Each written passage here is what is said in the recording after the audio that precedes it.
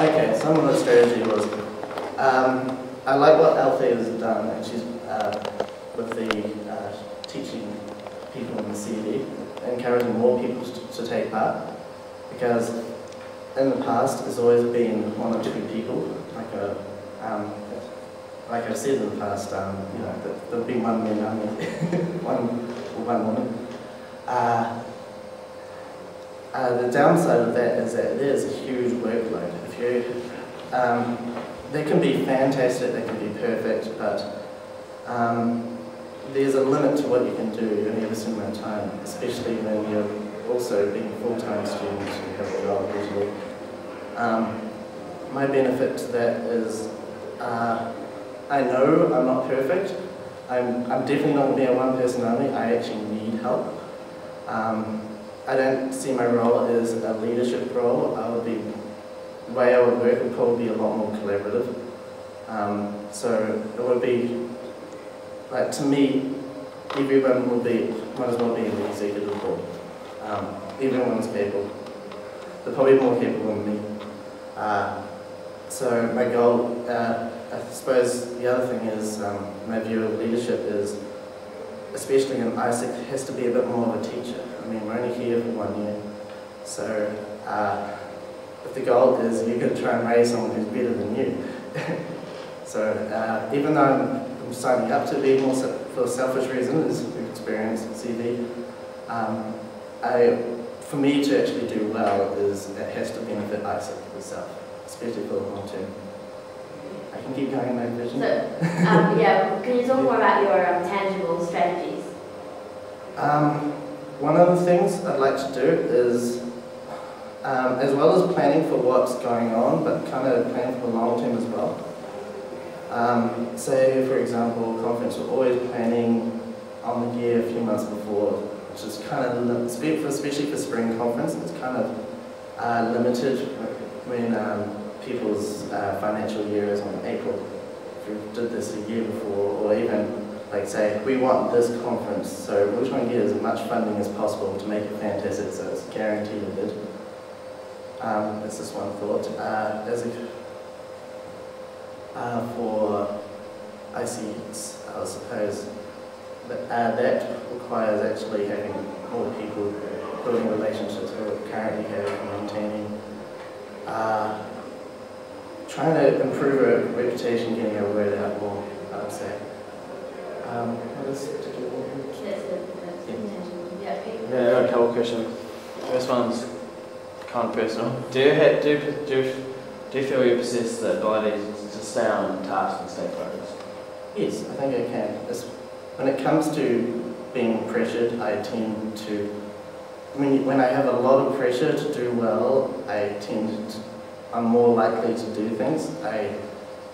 When I get stressed, I'm not likely to, run away, panic, or do things. If I do get stressed, that's a point where I actually have to step back, go, okay, I have to do something different. Especially for a role like this, I am more likely to I will have to actually do well. So therefore, I would focus a lot more because of it. And this may sound weird, but I kind of view things like a game. So I want to, so the more things achieved will be points, and then when it comes, I also tend to do things better as a group as well. If there's, say, a weekly meeting, or I'm working with other people trying to get things sorted, there's a pressure to, you have to turn up. Hey, let's meet up and do this. So I want to try and make, how I would do things, I want to try and make it more of a group involvement, rather than we all go off and do our own thing. I'd rather make it more of a group involvement. Just quickly building on that group involvement.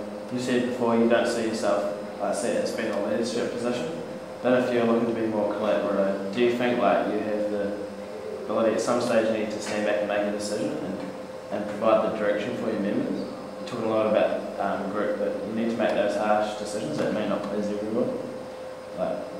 To yourself, are you able to? Yeah, I think I can. I felt like I had to do that a few times while being 5 minutes. active at OC right now. So it's been 5 minutes? So it's been 5 minutes. We have Okay. 2 Yeah. Yeah, I had to make it, one of the biggest ones was during boat race we were discovering that we only had till 11. When it comes to hard decisions, I'm probably afraid to actually seek advice from other people. That's probably one thing I've learned, is it shouldn't lower your reputation just by asking.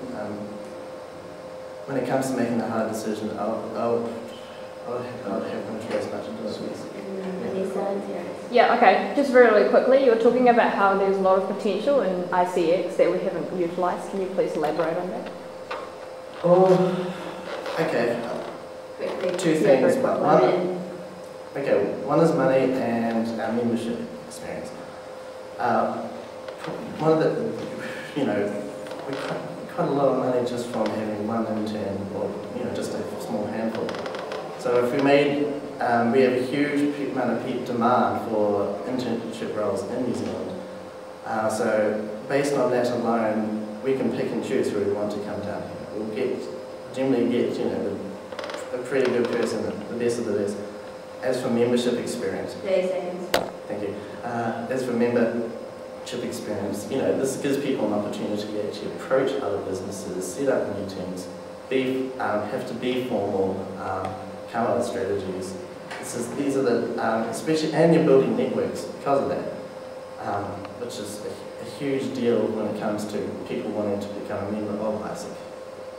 So more of ISIC means, bigger networks. It's a new thing we can promise. Time. Fine.